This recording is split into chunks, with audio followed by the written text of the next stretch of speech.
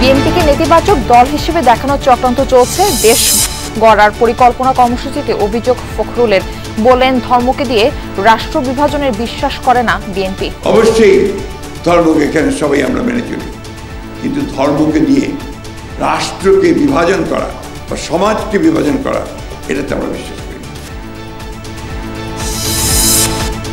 কমিশনের বৈঠকে আজই চূড়ান্ত হতে পারে নির্বাচনী তফসিল। 9 এজেন্ডা নিয়ে চলছে আলোচনা। রাষ্ট্রপতির সাথে সাক্ষাতের পর বৃহস্পতিবার আসতে পারে ঘোষণা। দেশে বিদেশে বিশেষজ্ঞদের সমন্বয়ে চলছে খালেদা জিয়ার চিকিৎসা। মেডিকেল বোর্ড সিদ্ধান্ত জানালে নেওয়া হবে বিদেশে। সার্বক্ষণিক তদারকিতে তারেক রহমান। কালই ঘোষণা হতে পারে আনিসুল ইসলাম মাহমুদ ও আনোয়ার হোসেন মঞ্জুর নতুন জোট। আওয়ামী লীগের জোট টানতে নয়, মুক্তিযুদ্ধের চেতনার ভিত্তিতে নতুন ধারা তৈরির লক্ষ্য। একটা তৃতীয় ধারার এখন দরকার হচ্ছে, যারা এই ধর্মভিত্তিক রাজনীতি বিশ্বাস করে না, যেখানে মুক্তিযুদ্ধ থাকবে, যেখানে আমাদের ধর্মীয় মূল্যবোধ থাকবে। কোনো না কোনো শক্তি এদেরকে সমর্থন করছে, সেই জন্য তারা লাফাচ্ছে। তো যারা স্টিয়ারিং হয়ে তাদেরকে আমাকে না বলে, তা আমি কেন বলবো যে আমি নির্বাচন ভালো দিচ্ছে। বিধানসভা নির্বাচনের আগে পশ্চিমবঙ্গের রাজনীতিতে ধর্ম নিয়ে উত্তেজনা। প্রতীকী বাবরি মসজিদের ভিত্তিপ্রস্তর স্থাপনের একদিন পরে গণগীতা পাঠ কর্মসূচি।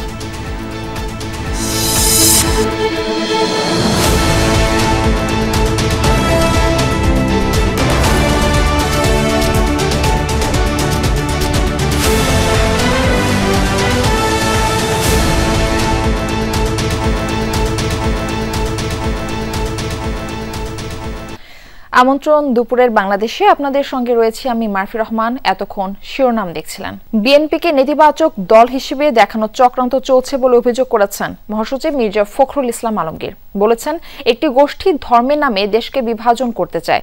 ধর্মভীরু হলেও ধর্ম নিয়ে রাষ্ট্র বিভাজনে বিশ্বাস করে না বিএনপি। 15 বছর পর গণতন্ত্র পুনরুদ্ধারের সুযোগ সৃষ্টি হয়েছে, তাতেও অনেক বাধা আসছে বলে জানান মির্জা ফখরুল। রাজধানীর কৃষিবিদ ইনস্টিটিউশন মিলনায়তনে এক অনুষ্ঠানে এসব কথা বলেন বিএনপি মহাসচিব। আগামীর বাংলাদেশ গড়তে বিএনপির কি পরিকল্পনা? কৃষকের জন্য ফার্মার্স কার্ড চালু কিংবা গৃহকর্তীর জন্য থাকছে ফ্যামিলি কার্ড, এমন যুগান্তকারী নানান কর্মপরিকল্পনা জনগণের কাছে তুলে ধরার আগে নিজ দলের নেতাকর্মীদের প্রশিক্ষিত করতে হাতে নেওয়া হয়েছে বিএনপির দেশ গড়ার পরিকল্পনা কর্মসূচি। কৃষির ক্ষেত্রে, শিক্ষার ক্ষেত্রে, স্বাস্থ্যের ক্ষেত্রে বিএনপির অঙ্গীকারগুলো নিয়ে এখানে রিসোর্স পার্সনরা কথা বলবে। সকালে রাজধানীর খামারবাড়িতে কৃষিবিদ ইনস্টিটিউট মিলনায়তনে কর্মসূচির উদ্বোধন করেন বিএনপি মহাসচিব। বলেন, ফ্যাসিস্ট আওয়ামী লীগ 15 বছরের দুঃশাসনে সমস্ত প্রতিষ্ঠানগুলো ধ্বংস করেছে, যা নতুনভাবে গড়ে তুলতে হবে। তরুণ সমাজের মন মানসিকতার পরিবর্তন আমলে নিয়ে দলকে নতুন চিন্তার আলোকে তৈরি করা হচ্ছে বলেও জানান মির্জা ফখরুল। ফ্যাসিস্ট শাসনের পরে আমরা গণতন্ত্রে ফিরে যাওয়ার এখন একটা সুযোগ সৃষ্টি হয়েছে। অনেক বাধা প্রতিবন্ধকতা আসছে। বাংলাদেশের যা কিছু ভালো এখন পর্যন্ত অর্জন হয়েছে, সেটা যেমন অতীতে বিএনপি করেছে, আবার নতুন বাংলাদেশ গড়ে তোলার ব্যাপারে বিএনপি সেই নতুন চিন্তাভাবনা জনগণের সামনে নিয়ে আসছে।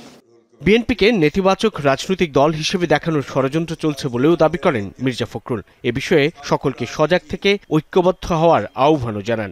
আজকে একটা প্রবণতা দেখা দিয়েছে অত্যন্ত ব্যাপকভাবে বিএনপিকে একটা নেগেটিভ পলিটিক্যাল পার্টি হিসেবে দেখানোর। সবচেয়ে বড় হচ্ছে একটা অপপ্রচার চলছে। এই অপপ্রচারের বিরুদ্ধে কিন্তু আমাদেরকে কাজ করতে হবে। সাইবার ওয়ার, এই সাইবার ওয়ারে যদি আমি যোদ্ধা হতে না পারি, তাহলে কিন্তু আমি পরাজিত হয়ে যাব। তার মতে, ধর্ম ব্যবহার করে দেশে বিভাজন সৃষ্টির চেষ্টা করছে একটি গোষ্ঠী। ধর্মের নামে বাংলাদেশে একটা বিভাজনের পথ সৃষ্টি করতে চায়। আমরা বাংলাদেশে অবশ্যই ধর্মভীরু মানুষ, বাংলাদেশের মানুষ অবশ্যই ধর্মকে এখানে সবাই আমরা মেনে চলি, কিন্তু ধর্মকে দিয়ে রাষ্ট্রকে বিভাজন করা বা সমাজকে বিভাজন করা এটাতে আমরা বিশ্বাস করি না। দেশ গড়ার পরিকল্পনা শীর্ষক এই কর্মসূচি চলবে 7 ডিসেম্বর থেকে 13 ডিসেম্বর পর্যন্ত। প্রতিটি কর্মসূচিরই সমাপনী অধিবেশনে ভার্চুয়ালি যোগ দেবেন ভারপ্রাপ্ত চেয়ারম্যান তারেক রহমান। প্রথম কর্মসূচিতে অংশ নেয় ছাত্রদলের নেতাকর্মীরা। ধারাবাহিকভাবে বাকি অঙ্গ সংগঠনের প্রতিনিধিরাও এতে যোগ দেবেন। একদিকে যেমন জাতীয় ক্ষেত্রে তেমনি আন্তর্জাতিক ক্ষেত্রে একইভাবে গুরুত্বপূর্ণ সবার আগে বাংলাদেশ। সাইফুদ্দিন রবিন, যমুনা নিউজ, ঢাকা। ত্রয়োদশ জাতীয় সংসদ নির্বাচন ও গণভোটের তফসিল এবং ভোটের আগে পরের কাজ পর্যালোচনায় বৈঠক করছে নির্বাচন কমিশন। বৈঠকে 9 এজেন্ডা নিয়ে আলোচনা হচ্ছে। সকাল 10:30টায় নির্বাচন ভবনে বৈঠক শুরু হয়। প্রধান নির্বাচন কমিশনার AMM নাসির উদ্দিনের সভাপতিত্বে চলছে এই বৈঠক। উপস্থিত আছেন 4 নির্বাচন কমিশনার, EC সচিব সহ সংশ্লিষ্ট নির্বাচনী কর্মকর্তারা। বৈঠকে মূলত তফসিলের আগে পরের কার্যক্রম, গণভোট আয়োজন সহ ত্রয়োদশ জাতীয় সংসদ নির্বাচনের সার্বিক প্রস্তুতির সবশেষ অবস্থা, মাঠ পর্যায়ে সর্বোচ্চ যোগাযোগ, সমন্বয় সংক্রান্ত বিবিধ বিষয়ে আলোচনা হওয়ার কথা। এর আগে শনিবার নির্বাচন কমিশন সচিবালয়ে অনুষ্ঠিত এক বৈঠকে নির্বাচনের প্রস্তুতিমূলক কার্যক্রমের অগ্রগতি পর্যালোচনা করা হয়। 10 ডিসেম্বর বুধবার রাষ্ট্রপতির সাথে নির্বাচন কমিশনের সাক্ষাৎ হওয়ার কথা। এরপরেই হতে পারে তফসিল ঘোষণা।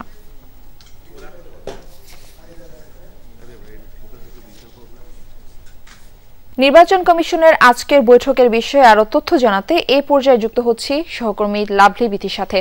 বিথি, কমিশনের বৈঠকটি কোন পর্যায়ে আছে? তফসিলে চূড়ান্ত করার ব্যাপারে কি কোনো তথ্য পাওয়া গেল? মার্ফি, বৈঠকটি এখনো চলছে এবং বেশ লম্বা বৈঠক চলছে, আর বেশ কিছুক্ষণ চলবে যতটুকু আমরা জানতে পেরেছি। যেহেতু তফসিলের মতো গুরুত্বপূর্ণ বিষয়, গণভোট, পোস্টাল ব্যালটের মতো গুরুত্বপূর্ণ বিষয়গুলো আজকে এজেন্ডায় রয়েছে, সুতরাং এই জন্য একটু সময় বেশি লাগছে। তফসিলে যেটা আপনি বললেন যে 10 তারিখ রাষ্ট্রপতির সাথে সাক্ষাৎ করবে সিইসি নেতৃত্বে কমিশন, সুতরাং তারপরই হচ্ছে তফসিল ঘোষণা করা হবে এবং এই সপ্তাহে অর্থাৎ 10 তারিখ যেহেতু বুধবার, হয় বুধবার সন্ধ্যায় অথবা বৃহস্পতিবার হয়তো তফসিল ঘোষণা হতে পারে এবং তফসিলটি রেকর্ড করে বিটিভিতে প্রচার করা হবে। একটি বিষয় হচ্ছে যে গত শনিবার যে মক ভোটিং হয়েছিল, মক ভোটিংয়ের প্রেক্ষিতে ইলেকশন কমিশন ভোট কেন্দ্র বাড়ানো লাগবে না এই বিষয়ে তারা সিদ্ধান্ত নিয়েছে, তবে ভোট কক্ষ, গোপন কক্ষ বাড়ানো হবে। সেক্ষেত্রে 2টি বা তার চেয়ে বেশিও বাড়ানো হতে পারে, একটি সিদ্ধান্ত আসতে পারে এবং ভোট গ্রহণের যে সময়সীমা সকাল 8টা থেকে 4টা পর্যন্ত সেটা 1 ঘন্টা বাড়ানো হয়েছে, অর্থাৎ 7:30 থেকে 4:30 এরকম হয়তো সময় বাড়ানোর একটি বিষয় সিদ্ধান্ত আসতে পারে। এছাড়া বেশ কিছু আইনি বিষয় আছে, যেমন নির্বাচনী আচরণ বিধিমালা, প্রার্থী ও দলের রাজনৈতিক আচরণ বিধিমালা, এই বিষয়গুলোর গেজেট হওয়ার বাকি আছে। গেজেট হয়ে গেলে আইনি যে প্রক্রিয়াগুলো আছে সেগুলো শেষ হবে, তফসিলের আগে যেগুলো শেষ করতে হয়। এর বাইরে সীমানা নির্ধারণের বিষয়টি আছে, যে সীমানা নির্ধারণের একটি গাজীপুরে হচ্ছে একটি বাড়ানো হয়েছে এবং যে কমানো হয়েছে সেই জায়গাটিতে রিট করা হয়েছিল, কিন্তু রিটের জন্য তফসিল ঘোষণায় কোনো প্রভাব পড়বে না, এটিও কিন্তু বলা যায়। এর বাইরে ভোটার তালিকা, ছবি ছাড়া ভোটার তালিকা জিসিডি করা হয়, সেটির কাজ প্রায় শেষ হয়ে গেছে, অর্থাৎ তফসিলের আগে যে কাজগুলো আছে সেগুলো শেষ হয়ে গেছে। মূলত এগুলো এজেন্ডা রাখা হয়েছে। গণভোটের বিষয়টি যে সময় নিয়ে বললাম, লোকবল বাড়ানোর বিষয় আছে, পোস্টাল ব্যালটের বিষয় আছে, পোস্টাল ব্যালটে ভোট কিভাবে গণনা করা হবে, কারা গণনা করবে, লোক কত লাগবে, সেই বিষয়গুলোকে রাখা হয়েছে। মার্ফি, এয়ার অ্যাম্বুলেন্স প্রস্তুত থাকলেও খালেদা জিয়ার শারীরিক অবস্থা বিবেচনা করে লন্ডন নিতে দেরি হচ্ছে। রাজধানীর এভার কেয়ার হাসপাতালে চিকিৎসাধীন বিএনপি চেয়ারপারসনের স্বাস্থ্যের অবস্থা নিয়ে শনিবার এক ব্রিফিংয়ে এমনটা জানিয়েছেন তার ব্যক্তিগত চিকিৎসক ডাক্তার AZM জাহিদ হোসেন। তিনি বলেন, শারীরিক পরিস্থিতি এখন প্রাধান্যের বিষয়। মেডিকেল বোর্ড এবং বিএনপির ভারপ্রাপ্ত চেয়ারম্যান তারেক রহমানও সেটিকে গুরুত্ব দিচ্ছেন। এ সময় খালেদা জিয়ার শারীরিক অবস্থা নিয়ে গুজবে কান না দেওয়ার আহ্বান জানান ডাক্তার জাহিদ। এদিকে পরিবারের পক্ষ থেকে খালেদা জিয়ার সার্বিক চিকিৎসার সমন্বয় করছেন পুত্রবধূ ডাক্তার জুবেইদা রহমান। শুক্রবার দেশে ফিরেই তিনি সরাসরি যান এভার কেয়ার হাসপাতালে। শনিবারও হাসপাতালে এসে চিকিৎসকদের সঙ্গে আলোচনা পরামর্শ করেছেন তিনি। জাতীয় আন্তর্জাতিক পর্যায়ের বিশেষজ্ঞ চিকিৎসকরা বিএনপি চেয়ারপারসন বেগম খালেদা জিয়ার চিকিৎসা করছেন। ভারপ্রাপ্ত চেয়ারম্যান তারেক রহমান নিজেই পুরো চিকিৎসা কার্যক্রম তদারকি করছেন বলে জানিয়েছেন বিএনপির মহাসচিব মির্জা ফখরুল ইসলাম আলমগীর। তার চিকিৎসার জন্য সব রকম ব্যবস্থা নেওয়া হচ্ছে। আমাদের ভারপ্রাপ্ত চেয়ারম্যান মহোদয় নিজে তিনি মনিটর করছেন। জাতীয় এবং আন্তর্জাতিক পর্যায়ের অত্যন্ত বিশেষজ্ঞ পর্যায়ের চিকিৎসকেরা তার চিকিৎসা করছেন। সারা দেশের মানুষ তার জন্য দোয়া করছে, দল মত নির্বিশেষে। এই মুহূর্তে রাজধানীর এভার কেয়ার হাসপাতালের সামনে রয়েছেন আমাদের সহকর্মী ফয়সাল মাহমুদ, যাব তার কাছে। ফয়সাল, খালেদা জিয়ার স্বাস্থ্যের ব্যাপারে সবশেষ কি তথ্য আপনার কাছে আছে? আজ কখন নাগাদ ব্রিফিং হতে পারে? এখনো পর্যন্ত আসলে আনুষ্ঠানিকভাবে স্বাস্থ্যের বিষয়ে কোনো আপডেট নেই, যেহেতু আপনি জানেন যে প্রতিনিয়ত স্বাস্থ্যের বিএনপি চেয়ারপারসনের স্বাস্থ্যের বিষয়ে মূলত তাদের যে বিশেষজ্ঞ টিম রয়েছে কিংবা তার প্রধান তার ব্যক্তিগত চিকিৎসক ডাক্তার জাহিদ হোসেন তিনি মূলত ব্রিফ করে থাকেন। তবে আজকে এখন পর্যন্ত বেগম জিয়ার স্বাস্থ্যের বিষয়ে ব্রিফ করেননি তিনি, এবং কখন নাগাদ সেই ব্রিফটি হতে পারে সে বিষয়ে এখনো পর্যন্ত আমাদের কাছে তথ্য নেই। যদি আপনি জানেন যে তার বিশেষজ্ঞ যে চিকিৎসক দেশি বিদেশি চিকিৎসকদের সমন্বয়ে যে চিকিৎসা বোর্ডটি রয়েছে তারা মূলত তার স্বাস্থ্যের বিষয়ে তারা মূলত চেষ্টা করে যাচ্ছেন অনবরত কিভাবে তাকে শারীরিকভাবে আর সুস্থ করে তোলা যায়। আপনি জানেন যে গত কয়েকদিন ধরে বেগম খালেদা জিয়ার শারীরিক অবস্থা অপরিবর্তিত রয়েছে, ফলে কিছুটা হলেও অপরিবর্তিত থাকার কারণে অবনতি যেহেতু হয়নি, ফলে অনেকটা স্বস্তি প্রকাশ করছেন ডাক্তার, এবং তারা প্রত্যাশা করছেন যেহেতু যদি অবনতি না ঘটে তাহলে হয়তো ধীরে ধীরে সুস্থ হয়ে উঠতে পারেন বিএনপির চেয়ারপারসন বেগম খালেদা জিয়া। আরেকটি বিষয় যদি বলি, আপনি জানেন যে কয়েকদিন আগে বেশ কিছুটা শঙ্কা তৈরি হয়েছিল বেগম খালেদা জিয়াকে নিয়ে, বিদেশে যাওয়ারও বিষয়ে জোর গুঞ্জন উঠেছিল। সেই সময় কিন্তু বিএনপি চেয়ারপারসনের পুত্রবধূ ডাক্তার জুবাইদুর রহমান লন্ডন থেকে তিনি দীর্ঘ পথ পাড়ি দিয়ে বাংলাদেশে চলে আসেন, এবং তিনি বর্তমানে তার শাশুড়ি অর্থাৎ বিএনপি চেয়ারপারসন বেগম খালেদা জিয়ার পাশেই রয়েছেন, এবং সার্বক্ষণিক তিনি সেখানকার চিকিৎসা সম্পর্কে সবকিছু নিয়ে তিনি তদারক সমন্বয় করছেন। এর পাশাপাশি যদি বলি, বিএনপির ভারপ্রাপ্ত চেয়ারম্যান লন্ডনে থাকলেও তিনিও কিন্তু এই চিকিৎসা কার্যক্রমের সাথে পুরোপুরি সমন্বয় করছেন, কিংবা ডাক্তারদের প্রতি তিনিও আস্থা প্রকাশ করছেন। তো তারা মূলত বিএনপির পক্ষ থেকে কিংবা তার পরিবারের পক্ষ থেকে দেশবাসীর কাছে দোয়া চেয়েছেন যাতে দ্রুত বিএনপির চেয়ারপারসন সুস্থ হয়ে ওঠেন। জি ফয়সাল, আপনাকে ধন্যবাদ। গুমের সরাসরি নির্দেশ দিতেন শেখ হাসিনা, বাস্তবায়ন করতেন তার নিরাপত্তা উপদেষ্টা তারিক আহমেদ সিদ্দিকী। গুম নির্যাতনের মামলার অভিযোগ গঠন শুনানিতে ট্রাইব্যুনালকে জানিয়েছেন চিফ প্রসিকিউটর তাজুল ইসলাম। তিনি জানান, এই মামলায় শেখ হাসিনার বিরুদ্ধে ২৬ জন গুমের শিকার হওয়া ভুক্তভোগীর অভিযোগ রয়েছে। গুমের মামলায় অভিযোগ গঠন করে বিচার শুরুর আবেদন করেছে প্রসিকিউশন। গুম ও নির্যাতনের মামলায় শেখ হাসিনা ও তার নিরাপত্তা উপদেষ্টা তারিক আহমেদ সিদ্দিক সহ ১৩ জনের বিরুদ্ধে রাষ্ট্রপক্ষের অভিযোগ গঠনের শুনানি শেষ হয়েছে। আসামি পক্ষের শুনানি ৯ ডিসেম্বর ঠিক করেছে ট্রাইব্যুনাল। একই সাথে ৩ সেনা কর্মকর্তাকে হাজির করা হয়েছে ট্রাইব্যুনালে। তারা হলেন ডিজিএফআই এর সাবেক ৩ পরিচালক major general Sheikh Mohammad Sarwar Hossain, brigadier general Mohammad Mahbubur Rahman Siddiqui ও ব্রিগেডিয়ার জেনারেল আহমেদ তানভীর মাজাহার সিদ্দিকী। এই মামলার আসামিদের মধ্যে আরও আছেন ডিজিএফআই এর সাবেক ৫ মহাপরিচালক। এদিকে ট্রাইব্যুনাল ২ জুলাই গণ অভ্যুত্থানে কুষ্টিয়ায় ৬ জনকে হত্যার ঘটনায় মানবতাবিরোধী অপরাধের মামলায় জাসদ সভাপতি হাসানুল হক ইনুর বিরুদ্ধে তৃতীয় দিনের সাক্ষ্য গ্রহণ চলছে। এর আগে সাক্ষ্য দিয়েছেন আহত ২ জুলাই যোদ্ধা মোহাম্মদ রইসুল ও ট্রাইব্যুনালের বিশেষ তদন্ত কর্মকর্তা তানভীর হাসান জোহা। এরই মধ্যে হাসানুল হক ইনু ও সালমান এফ রহমানকে ট্রাইব্যুনালে হাজির করা হয়েছে।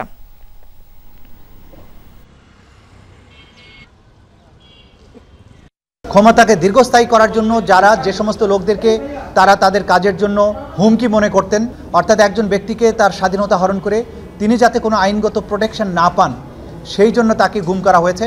শেখ হাসিনা সরকার এই অতি গুরুত্বপূর্ণ এবং বৈধ একটা সংস্থাকে তার কিছু অফিসারকে এই অপরাধের সাথে সম্পৃক্ত করে তার ক্ষমতাকে চিরস্থায়িত করার চেষ্টা করেছিলেন। অপহরণ প্রক্রিয়ার সাথে police, CTDC, DB, DGFI, RAB এবং কোনো ক্ষেত্রে এনএসআই এবং কখনো বিজিবিকেও ব্যবহার করা হয়েছে। বহুল আলোচিত তত্ত্বাবধায়ক সরকার ব্যবস্থা বাতিল সহ সংবিধানের পঞ্চদশ সংশোধনীতে আনা কয়েকটি বিষয় অবৈধ ঘোষণা করে হাইকোর্টের রায়ের বিরুদ্ধে আপিল শুনানি আজকের মতো শেষ হয়েছে।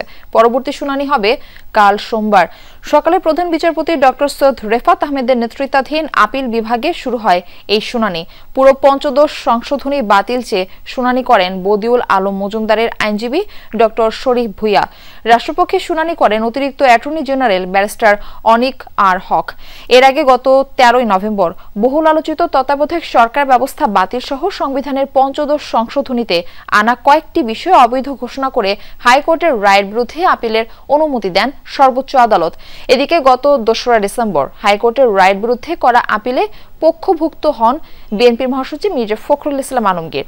এর আগে 2024 সালের 17 ডিসেম্বর বহুল আলোচিত তত্ত্বাবধায়ক সরকার ব্যবস্থা বাতিল সহ সংবিধানের পঞ্চদশ সংশোধনীতে আনা কয়েকটি বিষয় অবৈধ ঘোষণা করে রায় দেন হাইকোর্ট।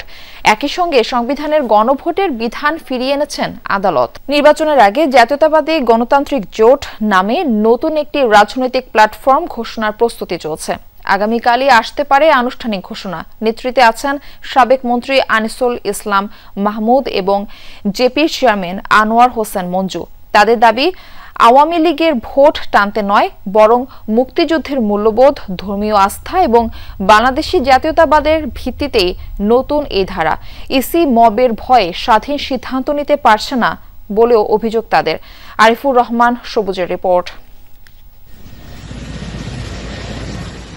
ক্ষমতাচ্যুতির পর আওয়ামী লীগের কার্যক্রম নিষিদ্ধ, আর জাপানিয়ে অস্পষ্টতা কাটেনি এখনো।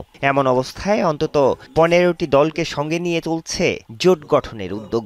একটা তৃতীয় ধারার এখন দরকার হচ্ছে, যারা এই ধর্মভিত্তিক রাজনীতি বিশ্বাস করে না বা বিএনপির ব্যাপারে অনেকের রিজার্ভেশন আছে। আমরা আওয়ামী লীগের বিকল্প আমাদের সৃষ্টি করতে যাচ্ছে না, আমরা একটা ইডিওলজি নিয়ে পজিটিভ হয়ে যাচ্ছে, যেখানে মুক্তিযুদ্ধও থাকবে, যেখানে আমাদের ধর্মীয় মূল্যবোধ থাকবে, যেখানে আমাদের বাংলাদেশ জাতীয়তাবাদ থাকবে।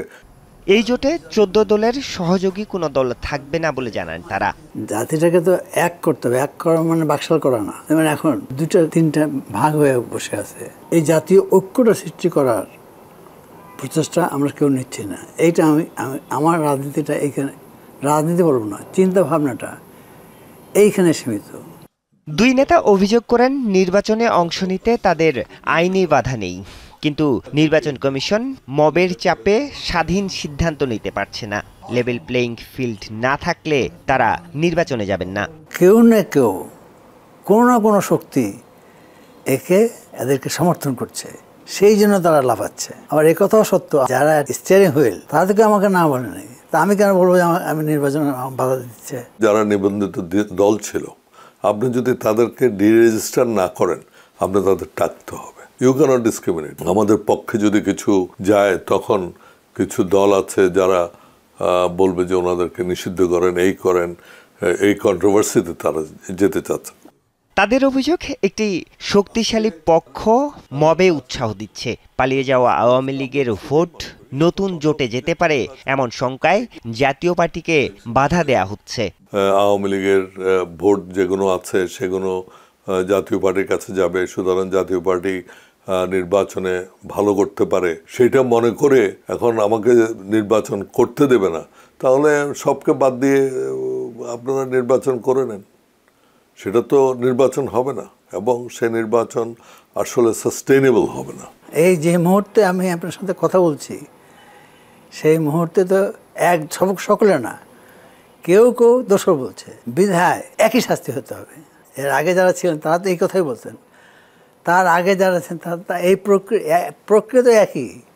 সবকিছু ঠিক থাকলে সোমবারই ঘোষণা আসতে পারে জাতীয়তাবাদী গণতান্ত্রিক জোটের।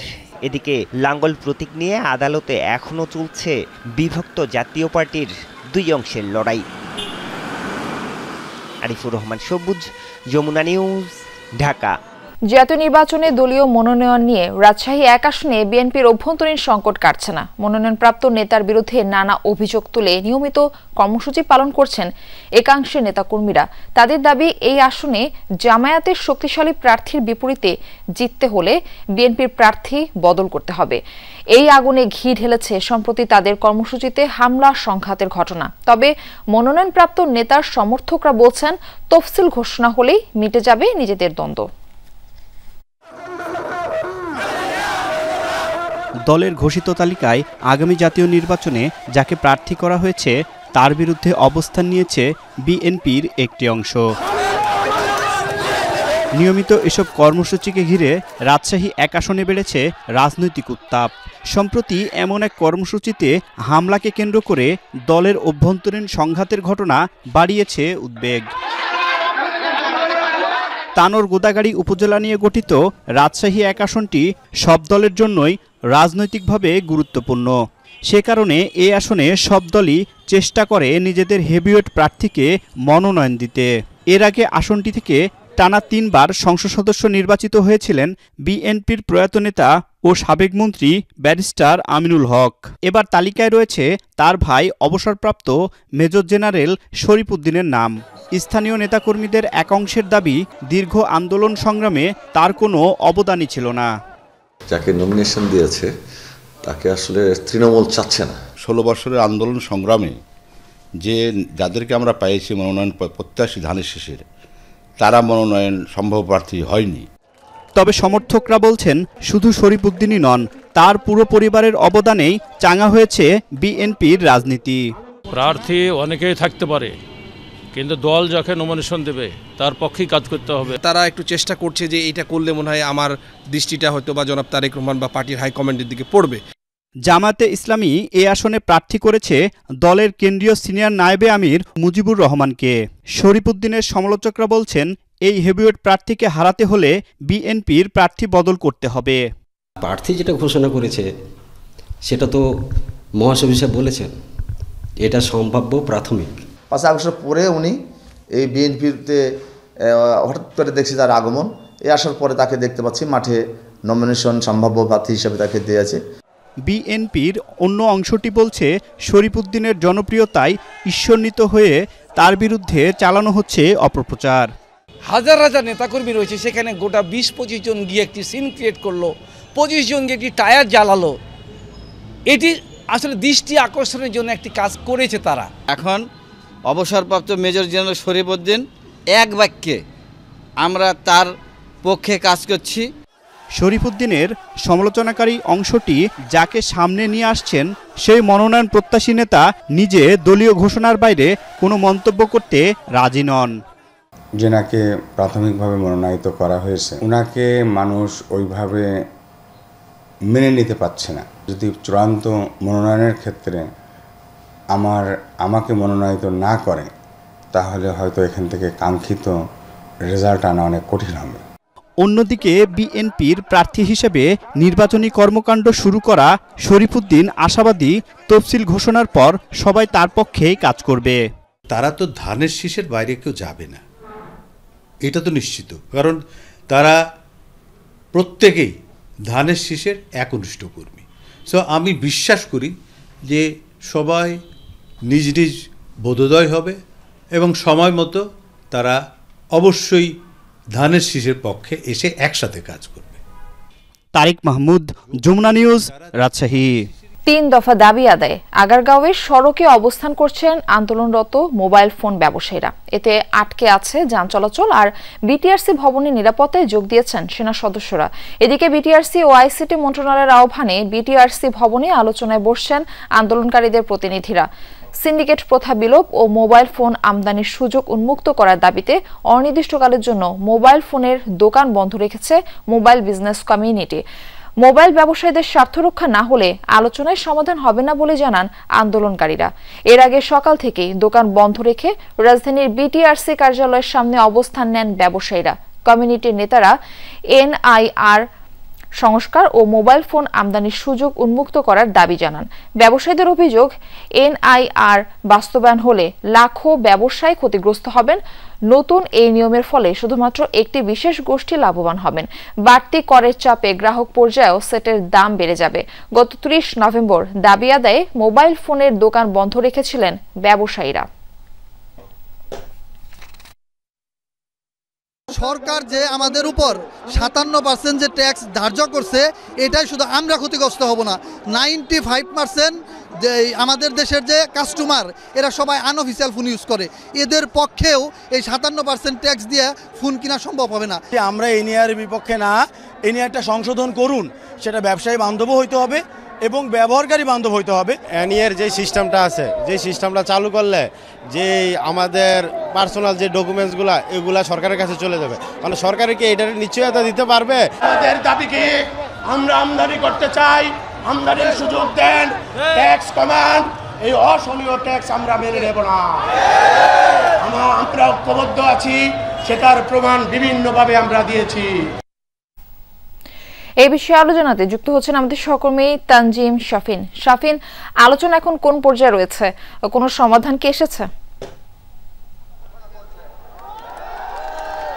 মার্ফি, 1 ঘন্টার বেশি সময় ধরে বিটিআরসি ভবনের ভিতরে আলোচনায় আছেন আন্দোলনকারীদের প্রতিনিধিত্বকারী 7 জন এবং আইসিটি মন্ত্রণালয় এবং বিটিআরসি কর্তৃপক্ষ থেকে আলোচনার টেবিলে অংশ নিয়েছেন আরও অনেক প্রতিনিধিরা।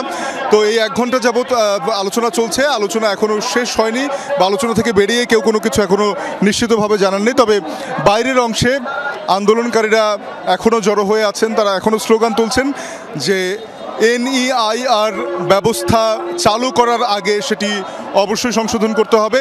57% আমদানি শুল্ক পরিশোধ করে দেশে মোবাইল ফোনের ব্যবসা চালানো তাদের পক্ষে সম্ভব নয় এবং গ্রাহকদের জন্য, যারা মোবাইল ফোনের ক্রেতা রয়েছেন, তাদের জন্য এটি কঠিন হয়ে দাঁড়াবে বলে তারা বলছেন।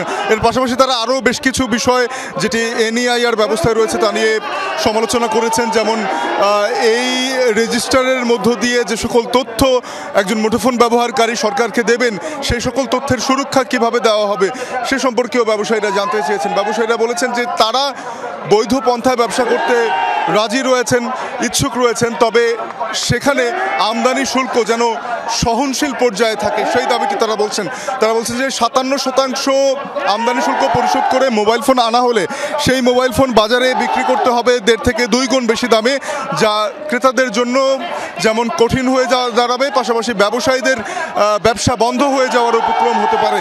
তো এখান থেকে তারা বলছেন যে এনইআইআর ব্যবস্থা চালু করার আগে তাদেরকে আলোচনায় টেবিলে স্থান দেওয়া হয়নি। তারা বলছেন যে এই ক্ষুদ্র ব্যবসায়ীরা বহু আগে থেকেই দেশে মোবাইল ফোন, বিশেষ করে স্মার্টফোন প্রসারের জন্য কাজ করে আসছিলেন। তারা ব্যাগেজ রুলের সাহায্যে এবং 10% নিচে শুল্ক পরিশোধ করে মানুষের হাতে মোবাইল ফোন তুলে দিয়েছেন, স্মার্টফোন তুলে দিয়েছেন। তারা বলছেন যে এখানে যেই অথরাইজড ব্যবসায়ীদের কথা বলা হচ্ছে সেখানে কর্মী সংখ্যা যেমন কম, পাশাপাশি তারা বলছেন যে এটি একটি সিন্ডিকেটের হাতে চলে যাওয়ার একটা আশঙ্কা তাদের মধ্যে রয়েছে, যার ফলে তারা বলছেন যে মোবাইল ফোন ব্যবসাকে কেন্দ্র করে ক্ষুদ্র এবং মাঝারি পর্যায়ের যে 20 লাখ মানুষের কর্মসংস্থান দেশে রয়েছে তাদের ব্যাপারে বিবেচনা না নিয়ে আসলে যে কোনো ধরনের সিদ্ধান্ত গ্রহণ করলে সেটি বিপরীত প্রতিক্রিয়া দাঁড়াতে পারে। তো এই জন্য এখনও আমরা অপেক্ষায় আছি। এই আলোচনার শেষে নিশ্চয়ই এখানকার যারা আন্দোলনকারীদের প্রতিনিধি রয়েছেন তারা এসে আন্দোলনরত যারা রয়েছেন মাঠে তাদের সাথে কথা বলবেন এবং তাদের সিদ্ধান্তগুলো জানাবেন। এরপরেই আসলে জানা যাবে, নিশ্চিত হওয়া যাবে যে এই আন্দোলনটি প্রত্যাহার হবে কিনা নাকি চলমান থাকবে। তো এই ছিল আমার কাছ থেকে এখনো পর্যন্ত সবশেষ। মারফি। জি শাফিন, আপনাকে ধন্যবাদ আমাদের সঙ্গে যুক্ত হওয়ার জন্য। জুলাই গণ অভ্যুত্থানে অজ্ঞাত শহীদের মরদেহ উত্তোলন শুরু করেছে সিআইডি। 24 জুলাই আন্দোলনে অজ্ঞাত 114 শহীদকে রায়ের বাজার বুদ্ধিজীবী কবরস্থানে দাফন করা হয়। সকালে এখান থেকে অজ্ঞাত শহীদদের দেহাবশেষ উত্তোলনের কার্যক্রম শুরু করে সিআইডি। আর্জেন্টাইন ফরেনসিক বিশেষজ্ঞের সহায়তায় মরদেহ উত্তোলন করা হচ্ছে। এর সঙ্গে সহায়তা করেছে জাতিসংঘের মানবাধিকার কমিশন। সিআইডি বলছে আদালতের নির্দেশনা অনুযায়ী আন্তর্জাতিক প্রোটোকল মেনে শহীদদের দেহাবশেষ উত্তোলন করা হবে। এরপর ডিএনএ পরীক্ষা করে পরিচয় শনাক্ত করা হবে, জানিয়েছে সংস্থাটি। প্রাথমিকভাবে 114 জনের মরদেহ উত্তোলনের কথা থাকলেও প্রকৃত সংখ্যা পরে জানা যাবে।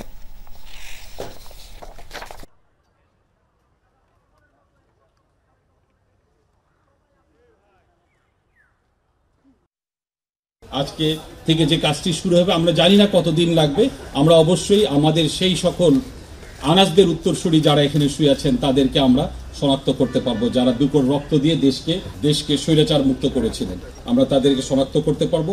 এবং যে জিনিসটা আমরা আপনাদেরকে বলতে পাই, এর জন্য কিন্তু একটা ইন্টারন্যাশনাল প্রোটোকল আছে। ভালো নেই দেশের মুক্তিযুদ্ধের স্মৃতি বিজড়িত স্থান আর ইতিহাস সম্বলিত জাদুঘর। রাজধানীর ঐতিহাসিক সোহরাওয়ার্দী উদ্যানে স্বাধীনতা জাদুঘর যেন পরিত্যক্ত ভবন, ভেতরে নিকষ আধার আর মেঝে জুড়ে ধ্বংসস্তূপ। অবশিষ্ট নেই মুক্তিযুদ্ধের স্মারক, পুড়িয়ে ফেলা হয়েছে স্মৃতিচিহ্ন। জাতীয় জাদুঘরের মহাপরিচালক জানালেন, স্থাপনাটি আবারও চালু করতে দীর্ঘমেয়াদে ব্যবস্থা নেওয়া হচ্ছে। এছাড়া বেশ কয়েকটি জেলায় অবহেলিত মুক্তিযুদ্ধের স্মৃতি বিজড়িত স্থান ও জাদুঘর। লুৎফর রহমানের ছবিতে আহমেদ রেজা জানাচ্ছেন এর বিস্তারিত। সোহরাওয়ার্দী উদ্যান 1971 সালের 7 মার্চ বঙ্গবন্ধুর ঐতিহাসিক ভাষণ এবং পাকিস্তানি হানাদার বাহিনীর আত্মসমর্পণের স্থান। এখানেই দেশের প্রথম এবং একমাত্র ভূগর্ভস্থ স্বাধীনতা জাদুঘর, যেটি 2015 সালের 25 মার্চ উদ্বোধন করা হয়েছিল। কিন্তু 5 আগস্টের পর উত্তেজিত জনতার রোষানলে এটি এখন রীতিমতো ধ্বংসস্তূপ। ধ্বংস করা হয়েছে জাদুঘরের সামনের টেরাকোটা, ভেঙে ফেলা হয়েছে বঙ্গবন্ধুর অবয়ব।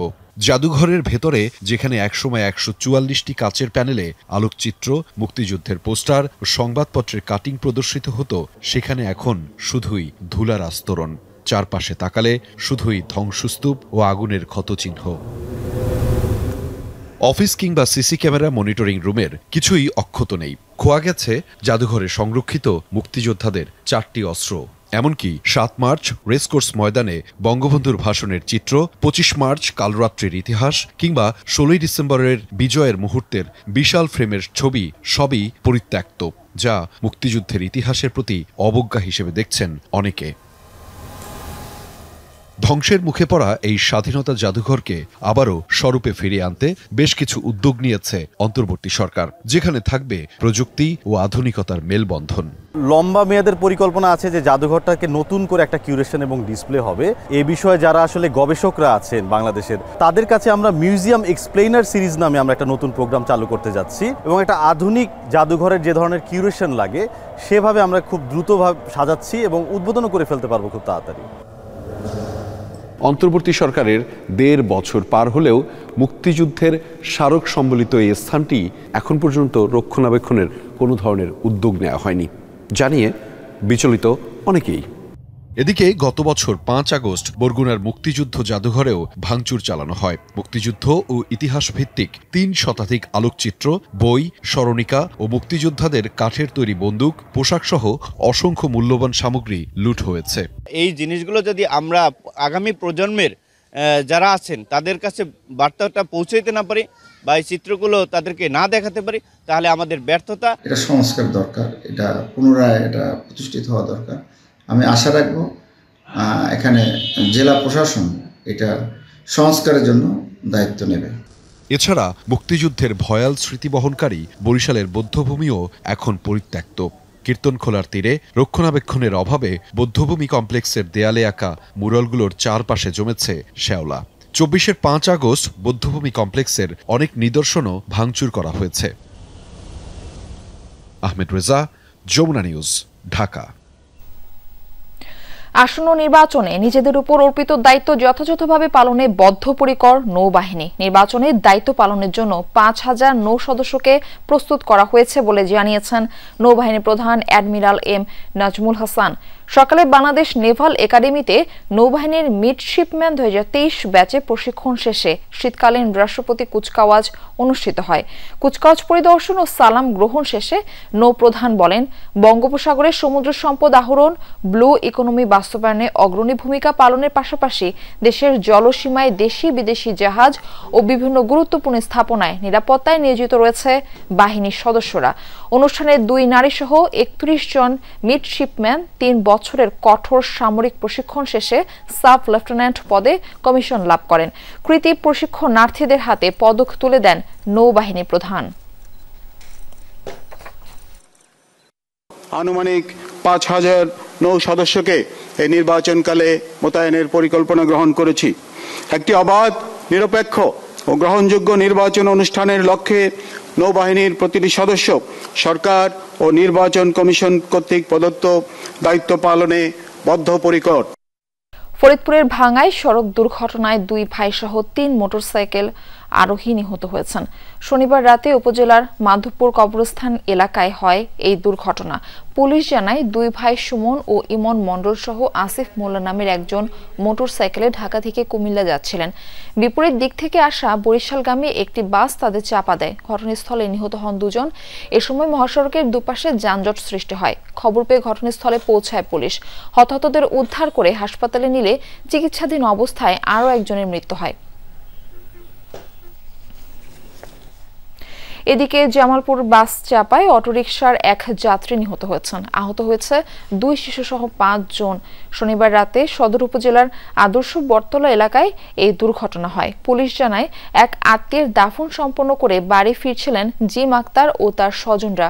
আদর্শ বটতলা এলাকায় পৌঁছালে ঢাকাগামী একটি বাস তাদের অটোরিকশা চাপা দেয়। ঘটনাস্থলেই জিমের মৃত্যু হয়। আহত হন চালক সহ আরও 5 জন। খবর পেয়ে ঘটনাস্থলে গিয়ে হতাহতদের উদ্ধার করে পুলিশ। ঘাতক বাসটি জব্দ করা হয়েছে।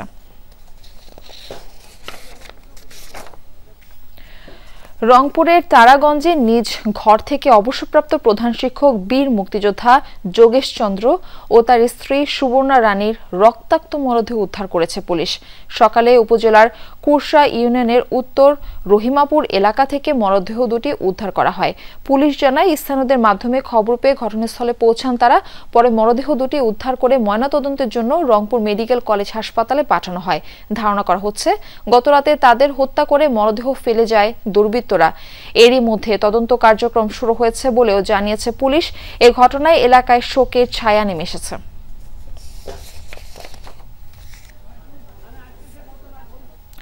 পাবনায় একটি স্কুলে জরাজীর্ণ ও ঝুঁকিপূর্ণ ভবনে বছরের পর বছর ধরে চলছে শিক্ষা কার্যক্রম। দেশজুড়ে ভূমিকম্পের পর বড় দুর্ঘটনার আতঙ্কে শিক্ষার্থীরা ভবন ধসের আশঙ্কায় বিদ্যালয়ে আসতে দেখা দিয়েছে অনীহা। শিক্ষকরা বলছেন কক্ষ সংকটে ক্লাস স্থানান্তর করা সম্ভব হচ্ছে না। স্কুল ভবন যেন মৃত্যুফাঁদ, যে কোনো সময় ভেঙে পড়ার শঙ্কা নিয়েই চলছে পাঠদান। দেশ স্বাধীন হওয়ার বছরখানেক পর টিনের ঘরে শুরু হয় ভুলবাড়িয়া উচ্চ বিদ্যালয়ের কার্যক্রম। 1980 সালে 7 কক্ষের একতলা ভবন নির্মাণ হয়। সেই ভবন এখন ব্যবহারের অনুপযোগী। এরই মধ্যে পরিত্যক্ত হয়েছে ঝুঁকিপূর্ণ 2টি কক্ষ। বাকি 5টিতে কোনো রকমে 7ম থেকে 10ম শ্রেণীর ক্লাস নিচ্ছেন শিক্ষকরা। তবে সাম্প্রতিক ভূমিকম্পের পর সেখানেও আসতে ভরসা পাচ্ছে না ছাত্রছাত্রীরা। বিল্ডিং ভেঙে ভেঙে পড়ে, আমাদের ভয় লাগে যে কখন এসে আমাদের ক্ষতি করে। ভূমিকম্পের পরে আমাদের বাচ্চারা বিদ্যালয়ে আসতে চাচ্ছে না। আমরা অভিভাবক হিসাবে ঝুঁকির মধ্যেই থাকি যে আমাদের কোন বাচ্চা না জানি কখন কান্না করতে করতে বাসায় আসে। এমপিওভুক্ত বিদ্যালয়টিতে 11 জন শিক্ষক কর্মরত, শিক্ষার্থী 400-র বেশি। 2005 সালে 3তলা ভবন নির্মাণ করে দেয় সরকার। সেখানে অন্যান্য শ্রেণীর ক্লাস আর প্রশাসনিক কার্যক্রম পরিচালিত হয়। কক্ষ সংকটে একতলা ভবনটি থেকে কার্যক্রম সরিয়ে নিতে পারছে না স্কুল কর্তৃপক্ষ। একদিন ক্লাস 9-এর রুমে ক্লাস নিচ্ছিলাম, তো হঠাৎ করে ছাদ ধপাস করে অনেকখানি ভেঙে পড়ে গেল। তো অল্প একটু থেকে বাচ্চারা বেঁচে গেল।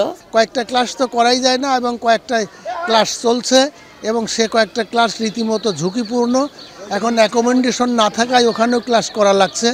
শিক্ষকরা বলছেন নতুন ভবনের জন্য বিভিন্ন দপ্তরে আবেদন করা হয়েছে। সম্প্রতি ভূমিকম্পের পরে আমরা বিদ্যালয়ে মিটিং করেছি অভিভাবক সদস্য এবং শিক্ষক মণ্ডলদেরকে নিয়ে। মিটিং আমরা বিভিন্ন দপ্তরে নতুন ভবনের জন্য আবেদন করেছি। ছাত্রছাত্রীরা আতঙ্কগ্রস্ত এবং তারা শ্রেণীকক্ষে ক্লাস করতে চাচ্ছে না এবং তাদের অভিভাবকরা পর্যন্ত তাদের পাঠাতে চাচ্ছে না। নতুন ভবন নির্মাণে ব্যবস্থা নেওয়ার আশ্বাস দিয়েছে উপজেলা প্রশাসন। ভূমিকম্পেরও তো একটা প্রবণতা দেখা যাচ্ছে, এই সময় আসলে এসব নিয়ে ভাবার সুযোগ আছে। তো অবশ্যই আমরা প্রশাসনের পক্ষ থেকে আমরা ব্যবস্থা নিব এবং আমাদের দিক থেকে সর্বোত্তক সহযোগিতা থাকবে। জরাজীর্ণ বিদ্যালয়টি পাবনার সাথিয়া উপজেলার ভুলবাড়িয়া ইউনিয়নে অবস্থিত। সাবরিনা লিজা, যমুনা নিউজ। লক্ষ্মীপুর সদরে একটি কবরস্থান থেকে 6টি আগ্নেয়াস্ত্র উদ্ধার করেছে পুলিশ, তবে কাউকে আটক করা যায়নি। পুলিশ জানায় গোপন খবরের ভিত্তিতে সকালে আলাইপুর এলাকায় একটি কবরস্থানে অভিযান চালানো হয়। উদ্ধার করা হয় 6টি প্যাকেট। এসব প্যাকেটে পাওয়া যায় 6টি আগ্নেয়াস্ত্র। কে বা কারা অস্ত্রগুলো কবরস্থানে লুকিয়ে রেখেছিল সে সম্পর্কে এখনও নিশ্চিত নয় পুলিশ। জড়িতদের শনাক্ত করে আইনের আওতায় আনার চেষ্টা চলছে বলে জানিয়েছেন কর্মকর্তারা। নরসিংদীর শিলমন্দিতে একটি স্পিনিং মিলের গোডাউনে আগুন লাগার ঘটনা ঘটেছে, তবে এতে কেউ হতাহত হয়নি। ফায়ার সার্ভিস জানায় গত রাত 10টার দিকে এনআর স্পিনিং মিলের গোডাউনে আগুন লাগে। খবর পেয়ে একে একে ছুটে যায় ফায়ার সার্ভিসের 8টি ইউনিট। 7 ঘন্টার চেষ্টায় ভোরে নিয়ন্ত্রণে আসে আগুন। আগুনের সূত্রপাত সম্পর্কে এখনও নিশ্চিত নয় ফায়ার সার্ভিস। আগুনে ব্যাপক ক্ষয়ক্ষতি হয়েছে বলে জানিয়েছে কারখানা কর্তৃপক্ষ। ক্ষতির পরিমাণ নিরূপণে কাজ চলছে। চারিদিকে আমরা ব্যারিকেড দিয়ে আগুনটা আমরা ঠিক 5টা 30 মিনিটের ভিতরে আমরা নিয়ন্ত্রণে নিয়ে আসি। আগুনটা আমরা নির্বাপন করতে একটু সময় লাগবে, যেহেতু এটা তুলার আগুন, সুতার আগুন, এগুলো সরাতে হবে। সরানোর পরে আস্তে আস্তে আগুনটা নির্বাপন করা যাবে। বিধানসভা নির্বাচনের আগে প্রতীকী বাবরি মসজিদ নির্মাণকে কেন্দ্র করে পশ্চিমবঙ্গের ধর্মীয় ও রাজনৈতিক উত্তেজনা বেড়েই চলেছে। রোববার কলকাতায় গণগীতা পাঠের আয়োজন করেছে বিজেপি ঘনিষ্ঠ হিন্দুত্ববাদী সংগঠন সনাতন সংস্কৃতি সংসদ। মুর্শিদাবাদে প্রতীকী বাবরি মসজিদের ভিত্তিপ্রস্তর স্থাপনের একদিন পরেই এই কর্মসূচি পালন করা হচ্ছে। স্থানীয় সময় দুপুর 2টায় কলকাতার প্যারেড গ্রাউন্ডে শুরু হয় গীতাপাঠ। দাবি, এতে অংশ নিচ্ছে কমপক্ষে 5 লাখ মানুষ। যোগ দিয়েছেন শুভেন্দু অধিকারী সহ বিজেপির নেতাকর্মীরা। আমন্ত্রণ জানানো হয়েছে প্রধানমন্ত্রী নরেন্দ্র মোদী, প্রেসিডেন্ট দ্রৌপদী মুর্মু ও পশ্চিমবঙ্গের মুখ্যমন্ত্রী মমতা ব্যানার্জিকে। রাজ্যের 63% মানুষ হিন্দু ধর্মাবলম্বী। বলা হচ্ছে তাদের ভোট টানতেই গেরুয়া শিবিরের এমন পদক্ষেপ। দর্শক, এই বিষয়ে আরো জানাতে পশ্চিমবঙ্গ থেকে যুক্ত হচ্ছেন আমাদের সহকর্মী সুকান্ত চট্টোপাধ্যায়। সুকান্ত, গণগীতা পাঠ কর্মসূচি সম্পর্কে বিস্তারিত জানাবেন, কারা কারা যোগ দিয়েছেন এতে? দেখুন, এটা এই যে কলকাতার উপকণ্ঠে অর্থাৎ ব্রিগেড প্যারেড গ্রাউন্ডে যে গীতা পাঠের অর্থাৎ 5 লক্ষ সনাতনী হিন্দু কণ্ঠে গীতা পাঠ, এই যে কর্মসূচিটা নেওয়া হয়েছে, গতকাল মুর্শিদাবাদের এই মাটিতেই বাবরি মসজিদের 33 বছর পর বাবরি মসজিদের ভিত্তিপ্রস্তর স্থাপন হয়। তার 24 ঘন্টা না কাটতেই হিন্দু সনাতনী ধর্ম যারা বিজেপি ঘনিষ্ঠ রয়েছেন সেই সব সংগঠন তারা আজকে গীতা পাঠের অনুষ্ঠান করছে কলকাতার ব্রিগেড প্যারেড গ্রাউন্ডে। ভারতীয় সময় ঠিক দুপুর 2টায় সেই অনুষ্ঠান শুরু হয়েছে এবং সেখানে বিজেপির যে পশ্চিমবঙ্গ রাজ্য বিধানসভার বিরোধী দলনেতা শুভেন্দু অধিকারী যেমন আছেন, দিলীপ ঘোষ আছেন এবং সমস্ত বিজেপির বড় বড় যারা নেতা রয়েছেন, কেন্দ্রীয় নেতা এবং রাজ্য নেতা, সকলেই কিন্তু অংশ নিয়েছে। সুতরাং বলা যায় এই যে গীতা পাঠ অনুষ্ঠানটা কিন্তু একটি ধর্মীয় অনুষ্ঠান নয়, রাজনৈতিক কিন্তু রং পেয়েছে।